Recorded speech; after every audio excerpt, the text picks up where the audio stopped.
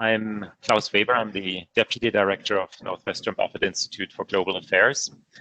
Welcome back to our webinar series, or welcome if this is the first time, to our webinar series, Building Sustainable Futures, Global Challenges and Possibilities, where each quarter we consider a different United Nations Sustainable Development Goal as a theme for several sessions on that theme. Our series for the winter focuses on SDG 13, climate action. And anthropogenic climate change is arguably one of the defining challenges of our time. The challenge in front of us is both urgent and global in scale. It is also experienced quite differently across different societies and geographies, raising issues of justice and equity in addition to questions of effectiveness. SDG 13, the way the United Nations thought about it, specifically asks us to focus on action, not on knowledge, not on talk, but on determined yet realistic measures by many different parties, from governments to individuals, from nonprofits to for-profits to universities, that combat climate change and its impacts. As we always do in our webinars, we will draw on our faculty's research expertise to offer deeper understandings and new insights into current debates related to climate action that are grounded in scholarly knowledge and that go beyond the talking points that we might hear in the news. The first session today takes place on the eve of the inauguration of Joe Biden as the 46th President of the United States. And this is a perfect day to begin the series. The question in front of us is, what are the prospects for global climate action with the Biden administration in office? There's many people that have very high hopes. Many hope that President Biden will quickly restore federal climate change measures, reverse the US withdrawal from international commitments, and put in place a sweeping legislation that amount to a new Green Deal and restore the United States to international leaderships. And it looks like by the end of the first day in office, the United States might actually rejoin the Paris Climate Change Agreement. But are those high expectations actually warranted, or are they unrealistic? And what can we actually expect from this new administration?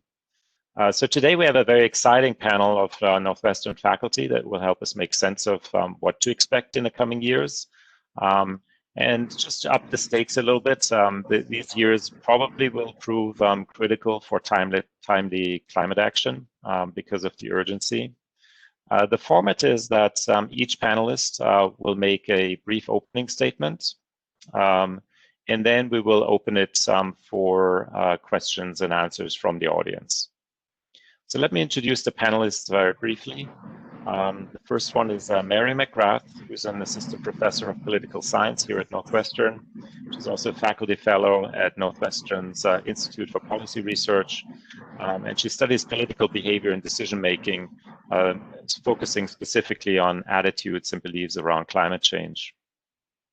Next up is Michael Barza, who's the co-director of the Environmental Law Concentration at the Pritzker School of Law here. He has written very widely on a range of sustainability and climate change related topics, from food security to international environmental claims, risk perception, and judicial aspects of climate action. Next is Mar Reguant, who's an associate professor of economics at Northwestern, and she studies the economics of electrification, renewables, and international energy markets, both in the United States and in Europe. Anto Mohsin is an assistant professor in residence at the liberal arts program at Northwestern University in Qatar. And he studies the social dynamics of technology and energy. He's currently working on a book on the history of electrification in post-independence Indonesia, and will bring a very important international and social studies of science perspective to the panel. So welcome, Mary, Michael, Mar, and Anto. Thanks so much for being with us.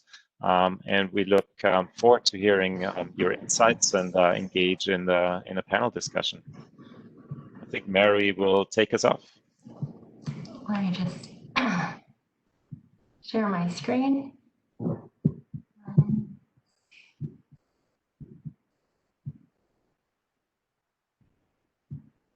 All right. And can you all see that? Great. Okay. Wonderful. So thanks so much to Klaus and to everyone at Buffett involved in putting this together. So I'm going to start us off by talking about the role of the American public in all of this. So how public opinion matters for international climate coordination, where the American public stands on climate, and then what we need in order to move forward. So first, from just a very high level, where and how does public opinion fit in here? So as Klaus mentioned, we know that one of the new administration's first orders of business is likely to be rejoining the Paris Agreement. But what does the Paris Agreement do? So one of the nice things, or one of the pragmatic things about Paris, is that the binding force of the commitments made here comes solely from domestic policy that's going to be put in place in order to achieve those NDCs, those nationally determined contributions to emissions reductions. So upon rejoining, we're going to need to come up with a new US NDC that details how and by how much US emissions are going to be reduced over time. Now, in order to have an NDC that's both ambitious and plausible, this is really eventually going to depend on comprehensive climate legislation to start moving us towards that 2030 or 35 pledge. So where does the public stand on climate change? Are legislators getting a message of urgency from the public on this? Now, in thinking about this, the most informative questions are not just about do you support climate action in general, but really questions that force people to consider trade-offs. So for example, between attention to climate versus other issues, trade-offs in terms of costs. And looking at this type of question, things do not look very good. So now most people are aware of the partisan divide on climate in this country, but one thing I want to highlight, especially in these first few figures I'm going to show you, is where we are as a whole as a country. So for example, given this list here of 12 issues, when people are asked to pick what are the 3 top most important issues facing the United States, only 20% of respondents include climate change in the top 3. And here, this is a different survey, but a very similar result. When people are asked to rate these 15 issues on how important they are to you, climate change, as you can see, is way down here at the bottom. And this is from January 2020, so this is pre-pandemic. Only 28% of respondents say that federal spending and regulation to reduce climate change should be an extremely important priority. Now, a different perspective on whether the American public is taking climate seriously enough. 62% of Americans report that climate change is a major threat to the US, which sounds decent at first blush until you see where this falls among the other 13 countries surveyed and kind of puts that into perspective. Now, turning to this partisan divide, here's that same question divided out by party. And you can see that there's been little to no movement among Republicans who are at this very low level of reporting that climate change is a major threat to the United States. And as I said, very low movement over time. And here we can see also the partisan breakdown of a question I showed you before. This is just from this past December, just a month ago. Only 9% of Republicans think climate change should be a very high priority for the president and Congress. But perhaps even more troublingly, we see that less than half of Democratic respondents consider it a very high priority. Now, just one last plot I want to show you. This shows that 55% of Republicans say that stricter environmental regulations are not worth the cost. And this plot really highlights something that I think is kind of at the crux of moving forward. So people very rightly talk about and lament the politicization of climate science. But one thing that's important to keep in mind is that addressing climate change, of course, is inherently political. It's a question of policy. And there's some very compelling evidence that the partisan divide on questions of beliefs, so is it anthropogenic, is this a major threat, are in fact policy disagreements in disguise. So for example, there have been experiments done showing that reading about market-based as opposed to command and control climate policies causes conservative respondents to report higher levels of belief in anthropogenic climate change. A second point on what we know about climate belief formation is that people very closely follow cues. So this is a complex issue, people are busy, and they very closely adhere to what trusted sources say. And who those trusted sources are going to differ depending on where your political allegiances lie. But some of my work and work by other people has shown that when you are able to stimulate people to think for themselves, they can and do reevaluate their position. So when you can encourage people to be thinking analytically about these things, they're able to stop following cues and reassess for themselves. So overall, this kind of points to 3 areas, I would say, where we can move forward. So for one thing, the regular, just run-of-the-mill American has climate change very low on their list of priorities. They do not see this as an urgent priority, and this needs to become an issue that regular people, not just committed climate activists, have really strong feelings about this. So this needs to be more and more part of the public conversation.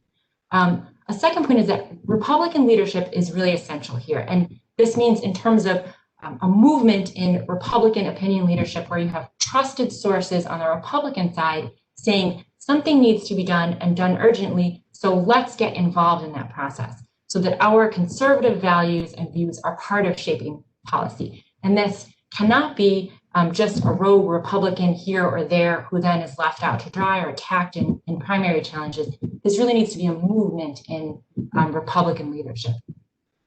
And finally, so I said people take cues, but when they are encouraged to think critically, to analyze for themselves, they can and do reevaluate. And politicians do respond to constituent pressure. And so this creates room for progress there.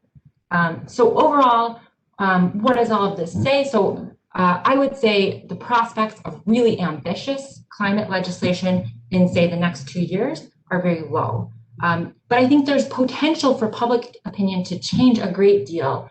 And we really do need that if we want to arrive at sufficiently ambitious climate legislation. So I'm going to pass it over to Michael now, I believe. Thank you so much, Mary. And while I'm waiting for, here we go, my share thing. I think that that's exactly right. That we can't really wait for public opinion to sort of come on board if we want to have any action over the next couple of years. With that said, obviously in the long term, this is what we're really looking for, right? Or is some major climate legislation.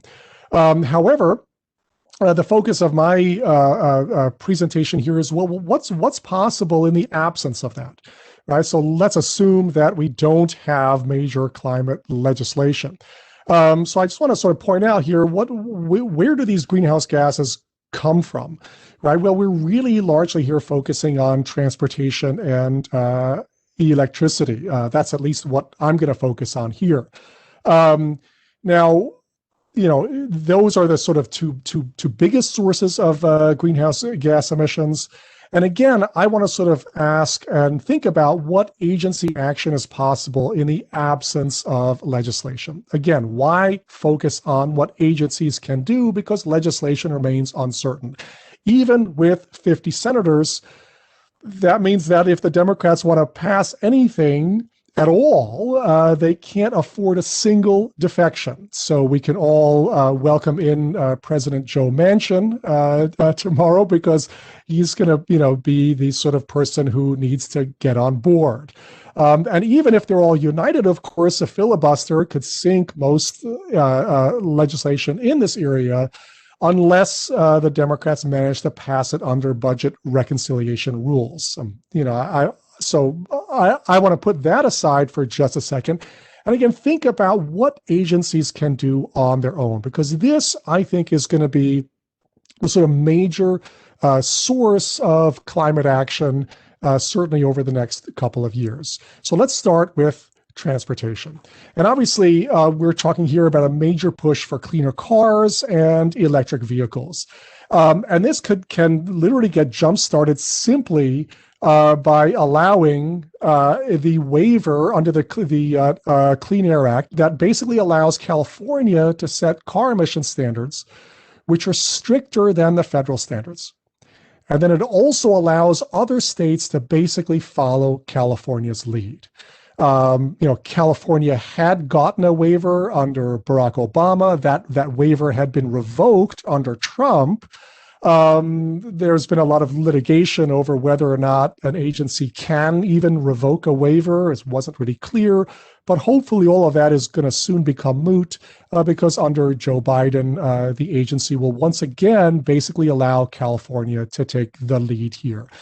Now, it's not as simple as just saying, well, if we allow California to set its own car emission standards, that everything is going to be wonderful. There are some kind of empirical questions as to whether or not lower emission car sales in California are sort of offset by, selling lots of Ford F-150s, in other states, right? Because the sort of overall standards that car companies face are basically fleet-wide kind of averaging standards. And so you could see, well, okay, maybe we'll sell more Priuses in California, and then we'll sell more Ford F-150s in Mississippi or something, right?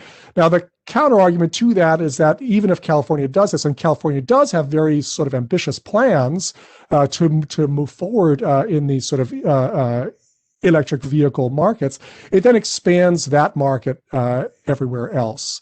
One real question here is, well, just how quickly the market will adopt electric vehicles. Issues here are obviously charging stations, battery life, consumer preferences, and so on. I will say, just having my kind of ear on the ground, that I think over the next couple of years, you're going to actually see a lot more growth in this area. I think that, given the battery life now, which is, 400 miles or so for like a typical Tesla, you're going to see people making that choice and thinking, why should I even go to a gas station anymore? I can just, I never drive more than that on a daily basis kind of anyway, right? So, I think that we definitely have a lot of potential here. And again, I think that this waiver can really jumpstart things. In the electricity space, there has been, and it will continue to happen, a rapid decommissioning of coal plants. This happened under Barack Obama. It actually accelerated even under Trump, even though he positioned himself as a champion of coal miners. So coal is really sort of on its way out.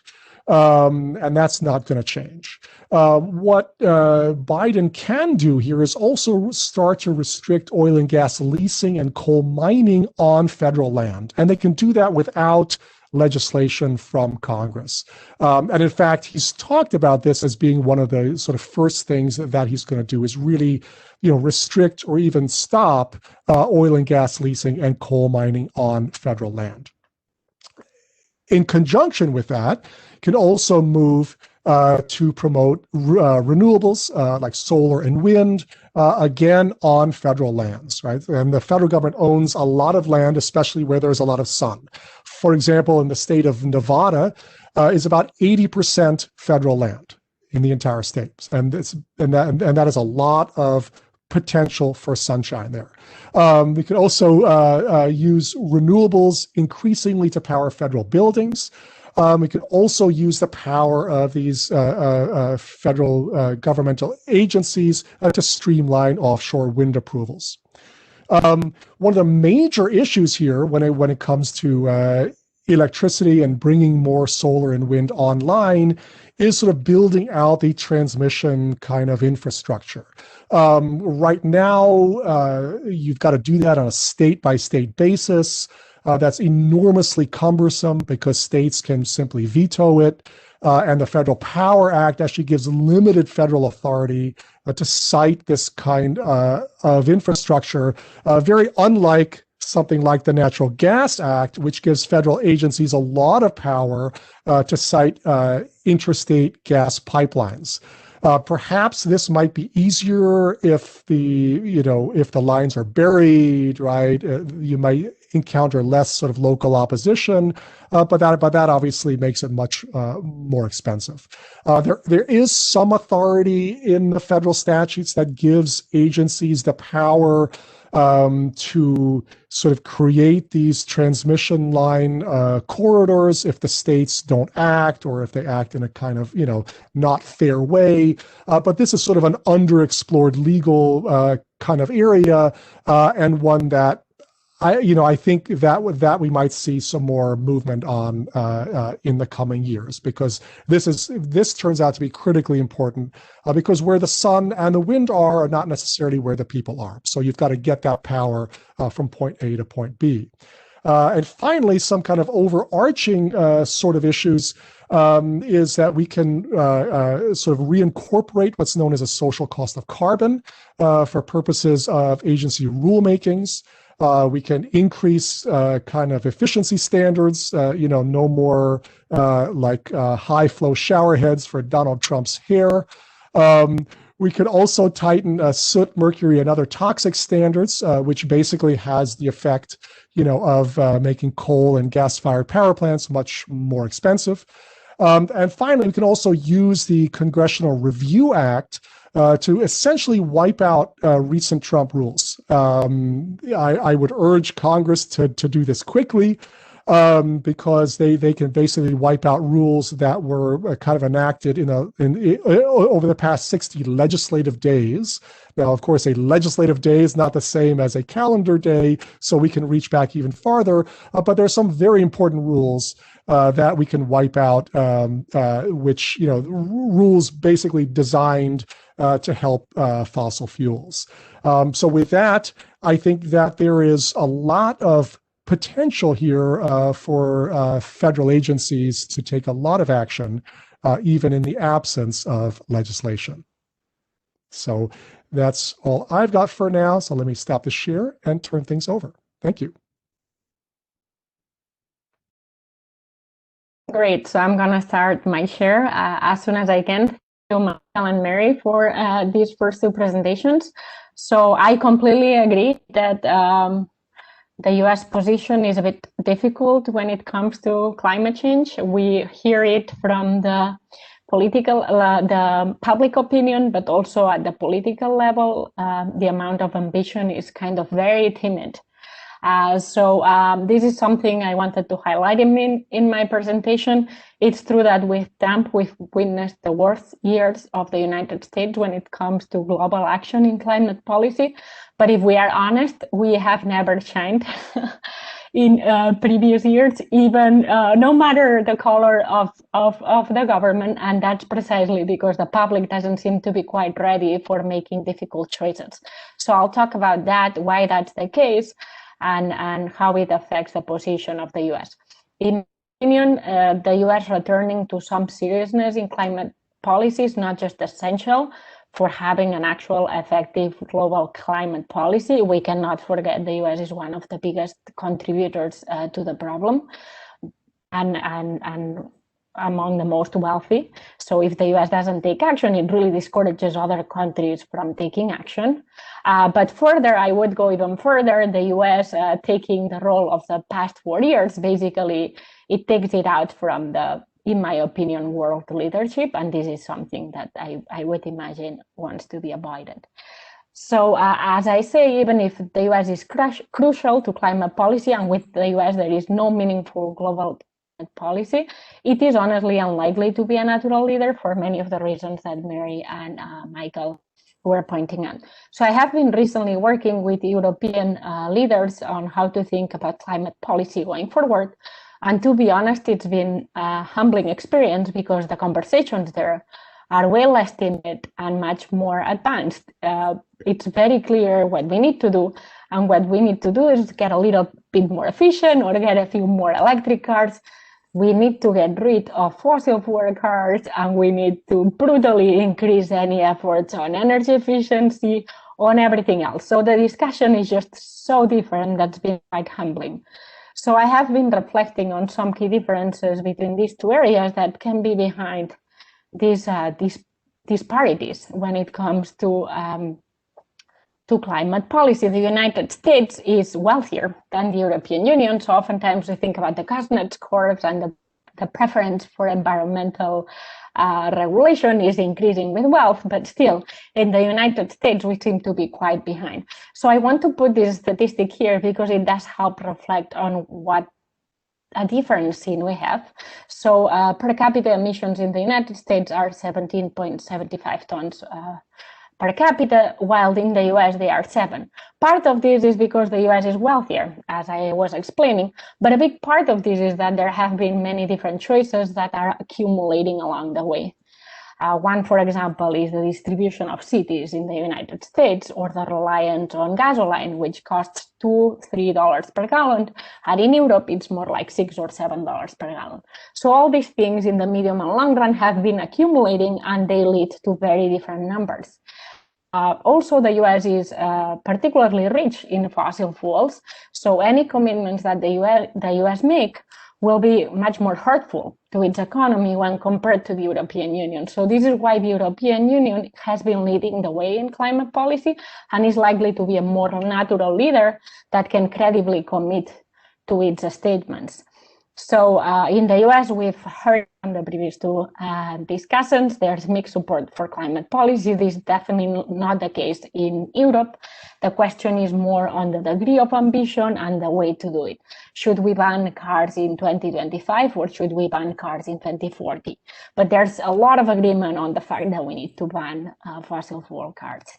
So quite a lot of disparities. I mentioned a few more. The European Union was the first big area, I believe the first at all, to have a meaningful carbon pricing. There are definitely inconsistencies. The carbon price is yet not enough to displace coal in the electricity market, but coal is already much more residual than in the US. Finally, the last 10 years have witnessed really also tremendous disparities in how the two markets have evolved. In the United States, there's been a lot of investment in natural gas power plants. So unless credible sequestration of carbon at power plants, together with control of methane leaks, really evolves and improves, the United States is very likely to miss any meaningful target because it will be just too tempting to keep using these big capital investments that have been made in the last 10 years. So these are all things that the Biden administration should take into account. I believe they should start from a humble position. They are really not a natural leader in climate policy, and I believe they can take steps to make it more credible. And one, for example, would be to regulate methane emissions, which recently have been shown to be quite problematic for climate change. And I understand from Michael, this might be within the scope of the EPA. So my final slide wants to be a bit more optimistic. So as I said, the United States is a key leader, so I don't want to minimize the role that it can have. I believe Biden should think of the Paris Agreement as a bare minimum effort. It will not solve the global problem, but it's one that they need to take seriously. So the first step that the US and Europe can do to assume the responsibilities in climate change is basically to enforce the reductions according to the Paris Agreement and stick to any intermediate targets that they can fix. For example, recently there's been announcements on targets for 2030 in Europe, targets for 2050 in the US, but also in other major economies like China or South Korea and Japan. So it's really important for Europe and the US, if they are serious about it, to stick to these commitments of 2030, because 2050, you know, as Keynes used to say, in the long run we're all dead. So we better make some progress at a shorter horizon. One example for potential cooperation would be the United States to try to link their carbon pricing efforts with the European Union.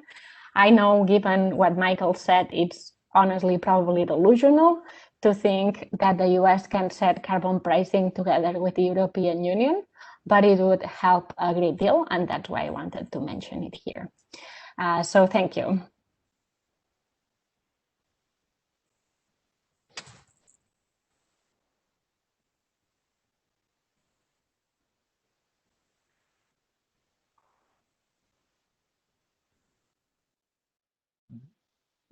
Turn it over to Anto.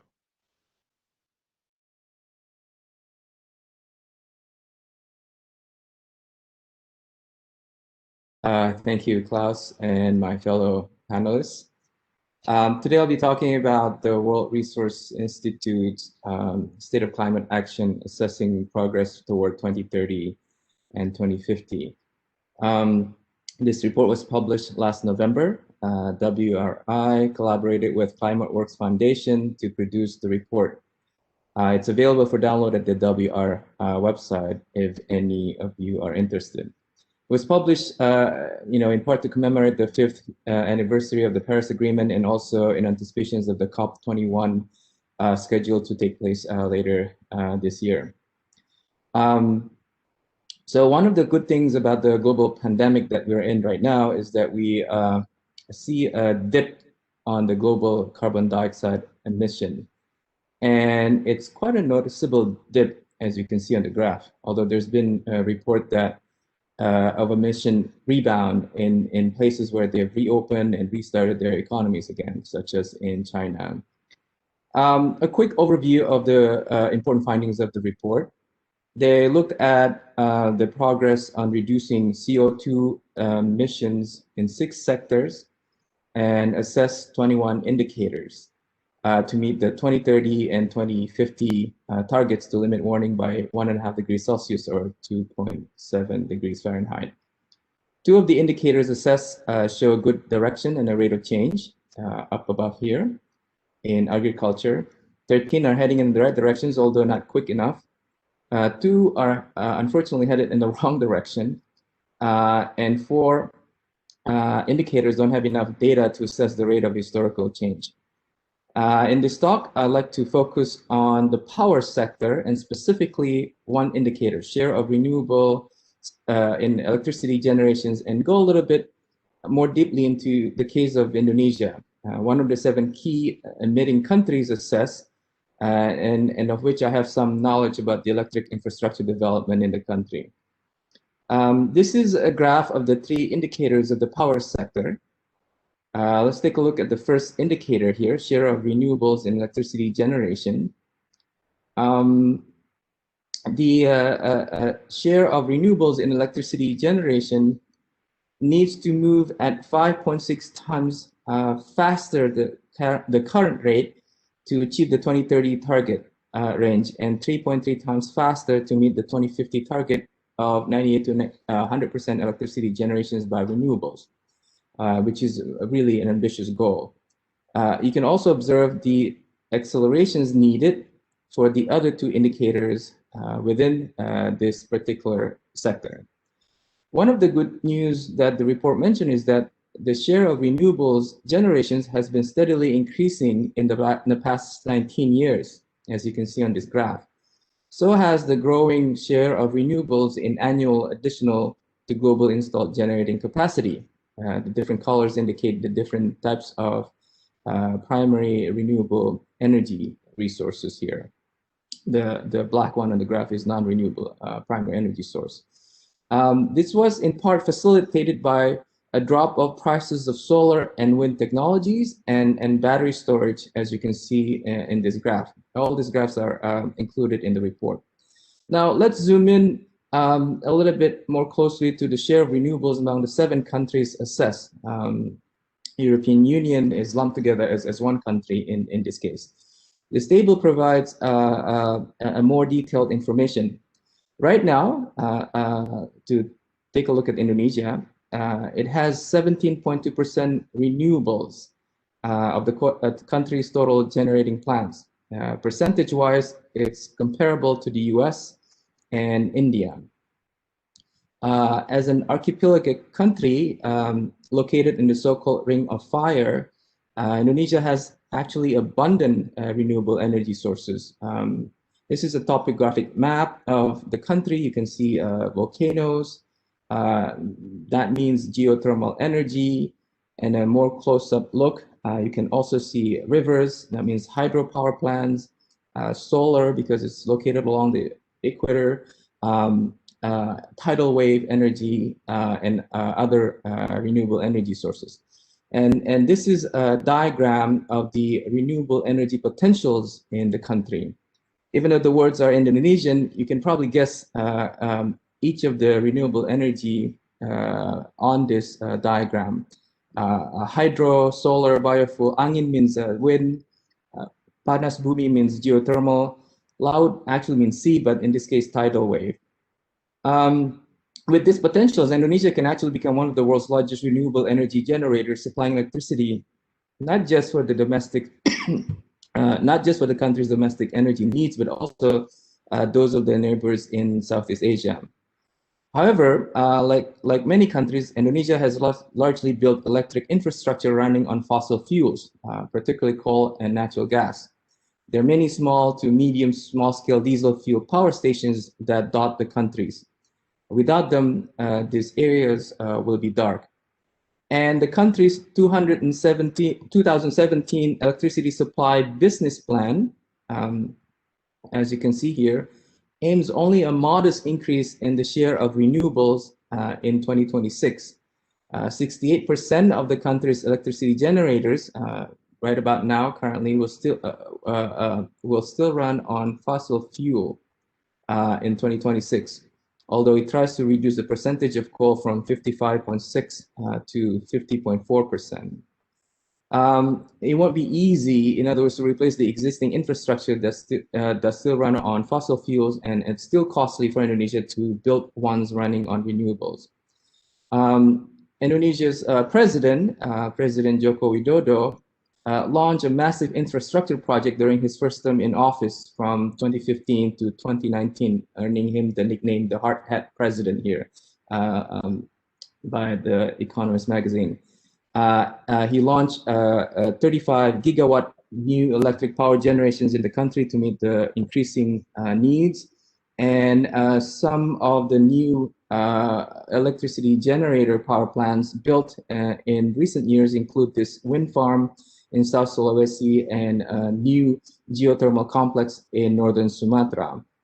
But really the objective is to build new power plants to meet the domestic needs, less about making new power plants using renewable energy sources.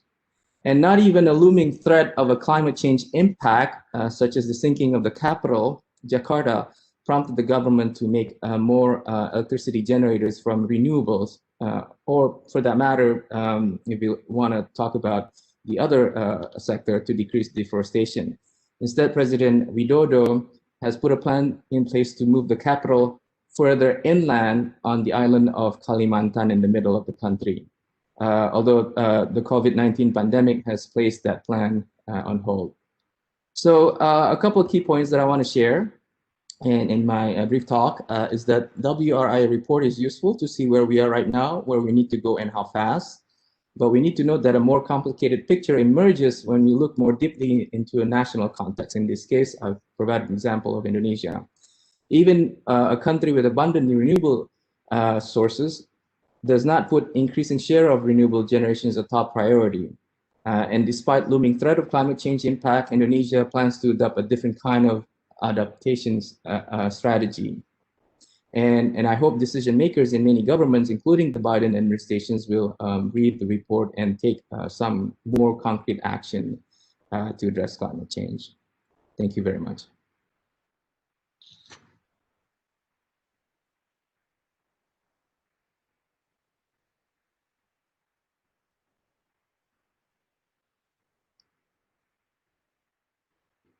Klaus, we're having trouble hearing you again. You hear me? Yes, now we can. Okay. Thanks very much for those really insightful comments. We had a number of questions that have already come in, and so I'm gonna start with one or two of the more high-level ones. One is around the question of sort of uncertainty in the Biden administration's ability or long-term willingness and ability of the United States to take policy action over multiple administrations, and how that factors in both to the credibility of commitments in the international sphere, but also the uncertainty it might create for domestic actors, for private sector actors to factor climate change into their decision making. How are we supposed to think of this, and what can the administration do to create greater certainty about climate action that would allow others to move along? This was not directed at anyone in particular, so you can comment. Well, that's a wonderful question, and if I may, just a couple of quick thoughts. For one thing, you actually do see sort of a lot of climate-friendly policies in so-called red states.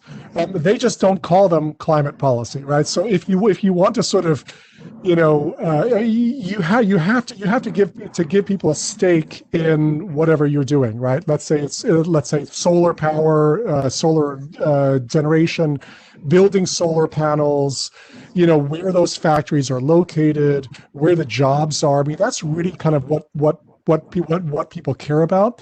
And I just want to say a couple of quick things along these lines that we sort of saw in Maura's slides, that fossil fuels have a much greater percentage of sort of GDP associated with them in the U.S. as opposed to other countries, but that's not necessarily jobs.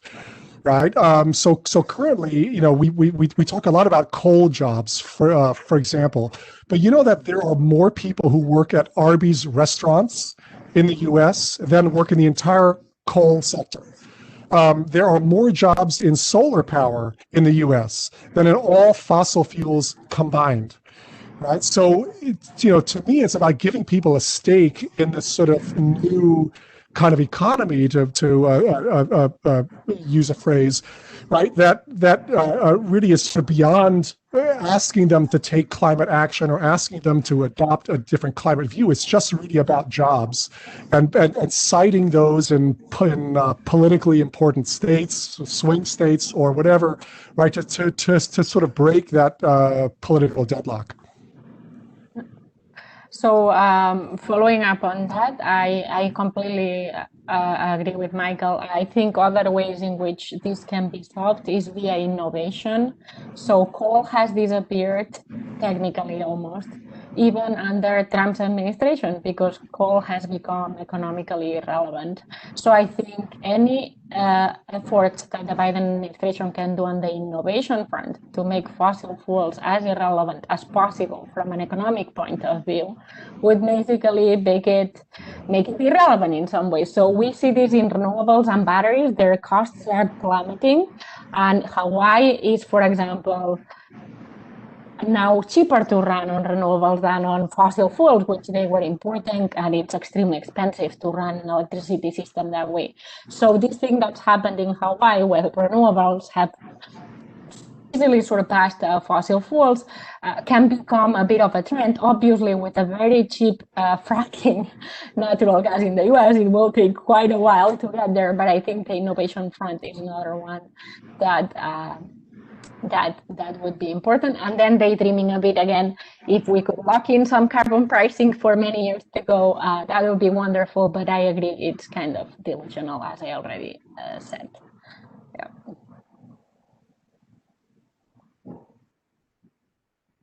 So I'll just jump in and say one last thing, delusional or not, it is just important to remember that one of the things that we saw with Trump and what Obama had done through executive action, this is in a way just kind of reiterating the question, but these things, when they're not done through legislation, are just much easier to be yo-yoing back and forth. And so that's why it is really important, and really people in industry should be really pushing for legislation that creates a lot more stability, a lot more certainty about where we are, where we're going over the next number of years. Yeah, maybe if I may add, Klaus, very quickly. In Europe, for example, people are talking about banning cars, and you would think that the auto car industry is kind of hating this, but in some ways they welcome it because they know it's kind of coming, and it's useful for them for planning to know when it is exactly coming. So I think companies would appreciate some more transparency here, but obviously where the equilibrium lies is the hard question.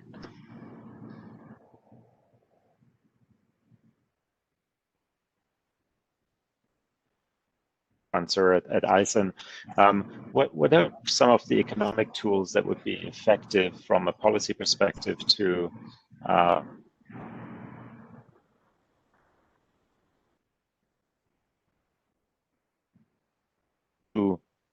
the appropriate actions with.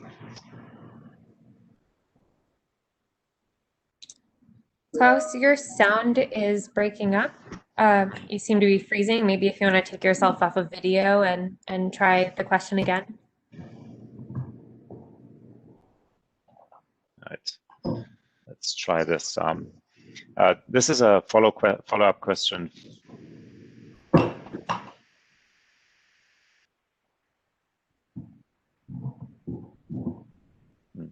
Klaus, I'm sorry, we can't hear you. Maybe if you could type it in and we can read it out loud. I actually have access to the question, so I can pose it aloud. We actually received a couple of great questions from our co-sponsors at ISIN, one of which is for Mary. And the question is, how can local governments open new socio-political pathways to mitigate the impact of climate change on currently disadvantaged populations in the US? For example, would addressing food insecurity through policies that favor renewable agriculture be useful? And Mar, I'll pose a question, the other question, which is for you, and you can think about it while Mary answers. And that is, what type of economic tools can be used to more dynamically estimate climate change risks for lack of adaptation? What type of market mechanisms might be used to factor avoided risk into pricing the value of climate adaptation technologies? And thank you, Demetria, for those great questions. Okay, so that is a great question. It's a little bit outside of my particular area of specialty, but I guess I would just say that in general, that idea is exactly right. Looking at the different sectors, the different stakeholders, different types of interests that you can appeal to. And this is something that I think that Michael was saying just a little bit ago too. Finding out where people's interests lie is really key to moving this past being so as I said, this is always going to be a political issue, but moving it past being a very politicized partisan issue. So finding those areas where we're not just sort of reflexively resistant to anything that sounds like it's going to be climate friendly, and looking at those those alliances that have not been fully tapped into before. And I do think that there is, there are groups, it's always hard to say whether something is gaining momentum or what, but I do think that you do see sort of like more and more on the conservative side, people acknowledging that this is something we need to get a hold of ourselves and get involved in. So there's a group called Republic N with the EN at the end. And I know they have been very involved in sort of like pushing a more conservative climate angle, trying to get momentum around. This is not just an issue for the Democrats, not just an issue for the left to be involved in. So I'm not sure how well, I'm now actually kind of forgetting the phrasing of the question as it was originally posed. But yeah, I think reaching out and identifying those opportunities in different areas that have been not tapped into is really crucial. So I will answer my question on economic tools to estimate climate risk. So this is a hard question, a broad question. So at the micro level, I think we need to do better to account for wildfire risk, flood levels, and the fact that the largest stock of housing in the coast of the US will kind of become unviable. Heat wave risks and how to protect the most vulnerable households to the risk of death from extreme heat. These are all things that we should be thinking about now and not in 5 years when people are dying of a heat wave and they don't have proper shelter. So I think these are all things that deserve public attention. And I agree that on top of worrying about, reducing or stopping climate change, a big part of the administration would do good in trying to think about adaptation as well. So at the micro level, I think a lot can be done quantitatively. At the macro level, economists have tried to quantify what are the risks from climate change. And there are some academic battles on whether it's 3% of GDP by 2100 or or 7% of GDP. To be honest, I would sign any paper if that's the range of GDP cost that we're thinking about. And these numbers do seem delusional to me if you look at the science, because the fat tails involved in all of these events are so difficult to quantify that I just don't think at the longer run we are doing a good job of capturing these risks.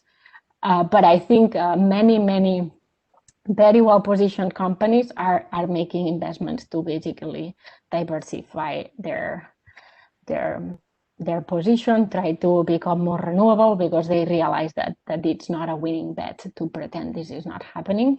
But yeah, I believe economists are not particularly good at measuring these things. It's just no one is.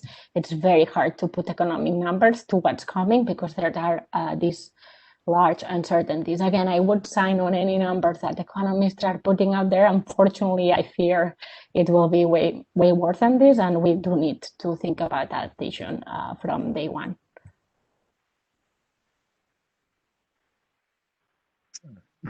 Gonna give it another try. Can you hear me now? Yes. It's that microwave, I'm sure. I'm gonna bundle a couple of questions that address the international dimension. And one of them was about countries that are maybe realistic role models for the United States that are in a similar position politically, economically, but that have been able to make some progress.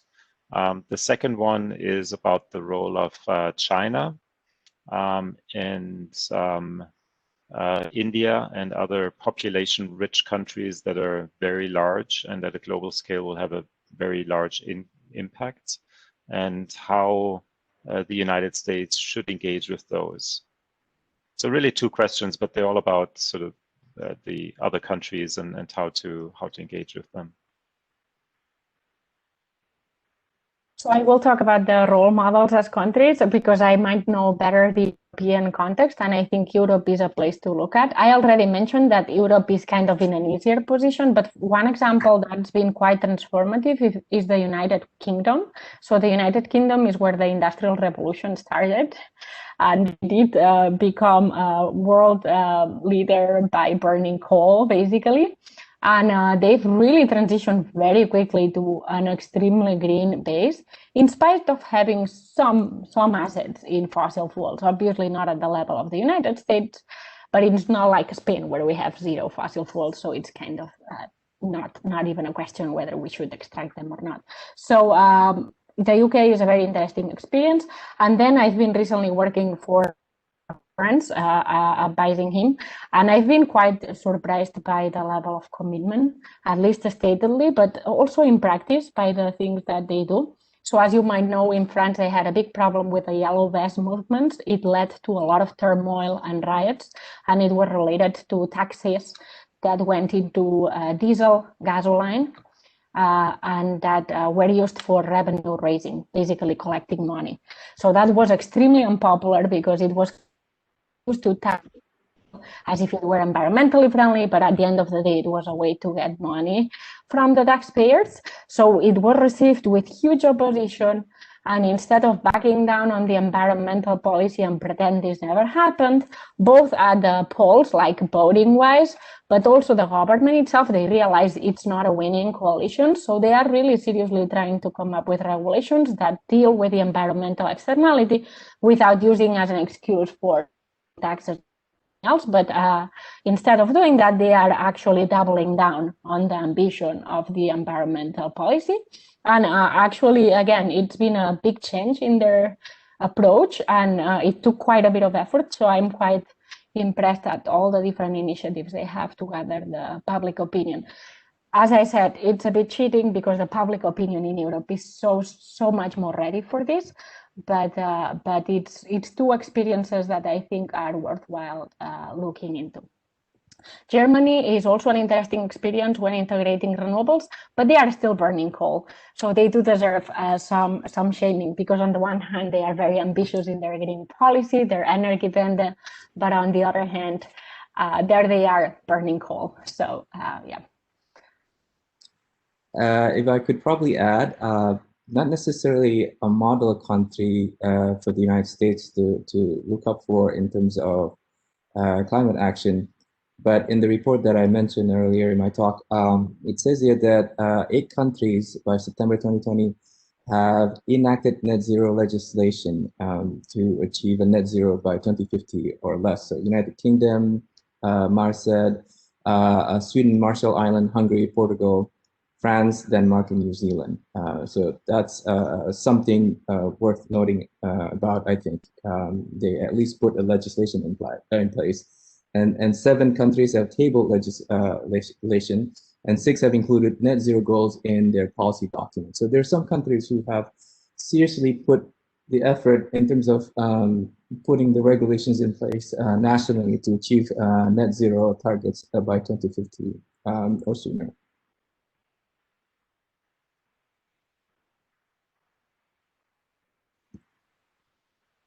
What was the second question? But I can't remember. The question was around the role of China and just the magnitude of China as an economy and as an emitter, and how international coordination can happen by engaging China. Or is China the new leader?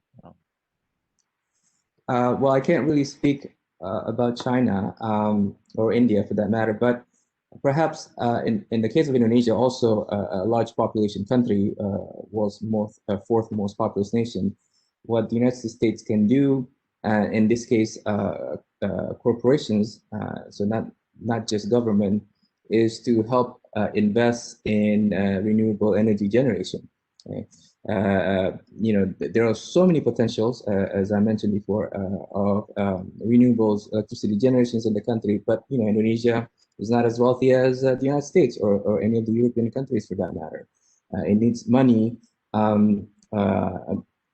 mostly, but also other stuff as well to invest in this renewables energy generation.